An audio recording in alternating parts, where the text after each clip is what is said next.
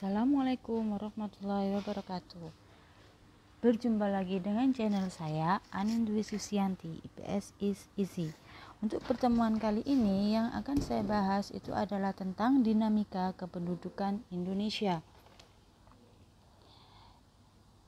Dinamika kependudukan Indonesia yang dibahas meliputi yang pertama, kuantitas penduduk, kualitas penduduk, dan keragaman budaya Indonesia. Yang pertama, kuantitas penduduk. Kuantitas penduduk nanti bisa diperdalam dengan jumlah penduduk, pertumbuhan, komposisi, dan persebaran penduduk.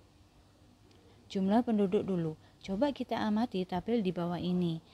Ini untuk mengetahui perbandingan jumlah penduduk Indonesia dengan negara-negara di dunia. Nah ini ya, kita lihat Indonesia itu menempati urutan keempat dengan jumlah penduduk terbesar di dunia. Kira-kira ada dampak positifnya enggak? Ada. Apa kira-kira keuntungan Indonesia dengan jumlah penduduk besar ini? Yang pertama, memiliki sumber daya manusia melimpah. Yang berikutnya, tenaga kerja mudah diperoleh dan menumbuhkan jiwa bersaing dalam berwira swasta, dan masih banyak yang lainnya. Berikutnya ada pertumbuhan penduduk.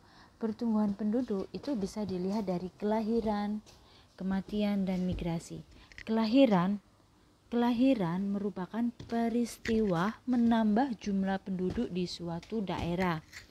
Kelahiran disebut juga natalitas atau fertilitas, sedangkan kematian itu atau disebut mortalitas yang menyebabkan jumlah penduduk itu berkurang. Nah, salah satu faktor yang mempengaruhi angka kematian yaitu kesehatan. Migrasi itu merupakan perpindahan penduduk baik ke dalam maupun ke luar daerah.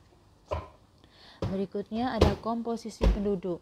Komposisi penduduk ini bisa dilihat dari dua aspek berdasarkan usia. Bisa dilihat dari usia produktif dan usia non-produktif. Usia produktif itu penduduk yang masih mampu bekerja dengan optimal dan mandiri. Usianya antara 15 tahun sampai 64 tahun. Sedangkan yang usia non-produktif itu adalah penduduk yang belum atau sudah tidak mampu bekerja secara optimal. Nah, usia non-produktif itu berusia kurang dari 15 tahun dan lebih dari 64 tahun. Kemudian yang kedua berdasarkan usia dan jenis kelamin. Ada ekspansif, komposisi penduduk muda, ada juga stasioner, komposisi penduduk dewasa, dan konstruktif, penduduk tua. Kita lihat grafik piramidanya ya. Piramida ekspansif ini kita lihat berdalam. Piramida ekspansif tadi adalah komposisi penduduk muda, di mana maksudnya adalah jumlah penduduk mudanya itu lebih banyak daripada penduduk usia tua. Kemudian kalau piramida stasioner itu bentuknya adalah menyerupai batu nisan. Kalau yang tadi itu menyerupai kerucut ya, yang ekspansif. Kalau stasioner ini menyerupai batu nisan, di mana ini hampir seimbang antara penduduk usia muda sama penduduk usia tuanya.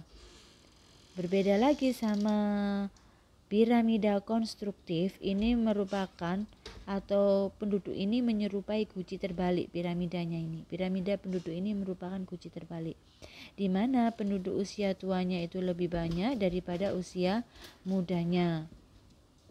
Next, yaitu persebaran penduduk. Kalau kita lihat persebaran jumlah penduduk di Indonesia itu tidak merata. Yang paling banyak itu menempati Pulau Jawa.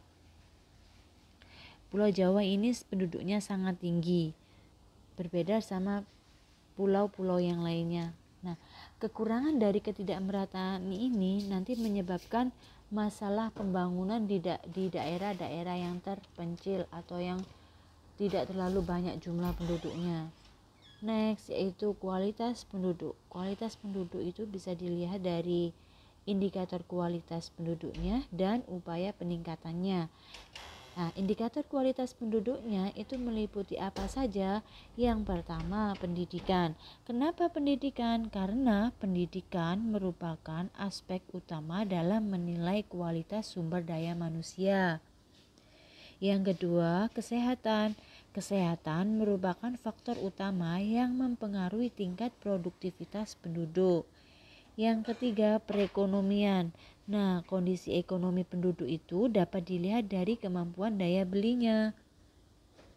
Berikutnya, bagaimana upaya meningkatkan kualitasnya? Yang pertama itu dengan cara meningkatkan karakter dengan menjaga kepatuhan terhadap ajaran kehidupan dalam masyarakat. Yang kedua, meningkatkan akses dan fasilitas pendidikan, misalnya dengan pemberian beasiswa dan pelajar berprestasi, adanya bantuan operasional sekolah atau BOS dan program wajib belajar 12 tahun. Yang ketiga, meningkatkan kualitas kesehatan melalui perbaikan pelayanan dan infrastruktur kesehatan. Yang keempat itu meningkatkan kesejahteraan melalui pemberian layanan sosial, asuransi, dan perlindungan masyarakat miskin. Yang kelima, mendorong perluasan kesempatan kerja melalui revitalisasi pertanian serta usaha menengah, kecil dan menengah, usaha mikro, kecil dan menengah atau yang biasa kita kenal dengan UMKM. Berikutnya keragaman budaya Indonesia. Keragaman budaya itu ada rumah adat. Setiap rumah adat di Indonesia itu memiliki seni arsitektur yang berbeda. Setiap bentuk bangunan rumah adat mempunyai makna sesuai keyakinan masyarakatnya. Yang B, pakaian adat. Pakaian adat ini yang pertama di Indonesia itu terdapat beragam pakaian adat dan senjata tradisional sebagai bentuk keragaman budaya. Nah, pakaian adat di Indonesia itu merupakan kekayaan kebudayaan bangsa. Dan pakaian adat umumnya itu dikenalkan pada acara adat, misal kematian, perkawinan, kelahiran, dan kegiatan ritual dari setiap suku bangsa. Selain itu, dari setiap senjata yang dimiliki setiap daerah itu memiliki nilai filosofis. Misalnya rencong, senjata tradisional dari Aceh. Berikutnya kesenian daerah.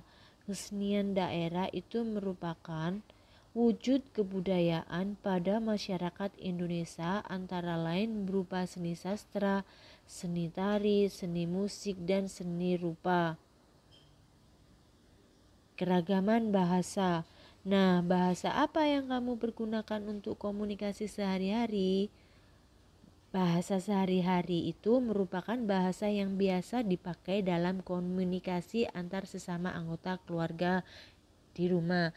Misal, kalau kita orang Jawa pakai bahasa Jawa, orang Sunda pakai bahasa Sunda, orang Batak pakai bahasa Batak, dan seterusnya. Tetapi ada bahasa pemersatu kita, yaitu bahasa Indonesia. Terima kasih sudah menyaksikan video yang sangat sederhana ini. Semoga bermanfaat. Jangan lupa like, share, and subscribe ya. Wassalamualaikum warahmatullahi wabarakatuh.